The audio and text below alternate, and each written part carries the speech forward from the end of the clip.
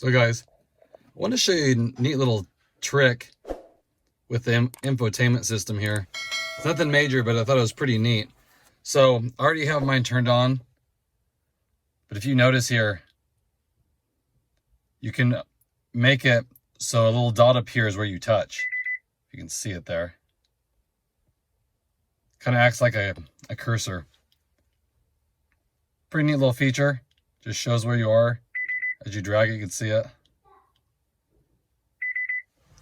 To turn that on, you just go to settings, go to system, developer options. Okay, it's kind of bright, so you can see that now. Then you're going to go, see where it is.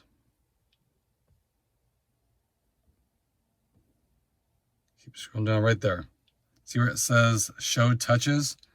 It says show visual feedback for touches. It's on. Your guys's will all just be off, so you just slide it over. You can also do the pointer location. Screen overlay showing current touch data. That you don't need. I'll show you what that does. Puts this bar up here. So leave that off.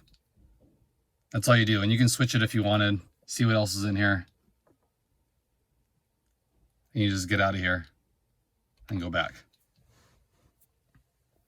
Like I said, nothing crazy, but a little trick. If you guys like that, I'm leaving it on. Doesn't really have a big purpose other than you can see where you touched. But some of that Honda put in there, but like I said, it's always defaulted off. So again, nothing crazy, just something I wanted to share with you that I've noticed when I was messing around with this screen here. Like I said, it just shows a cursor. It's kind of helpful at night when it's really dark. You just see where you touch real quick, but like I said, a little tip. So I hope everyone's doing good out there, being safe. I love reading your guys' comments. I do. I appreciate all the support I've gotten. We've come a long way. It's fun.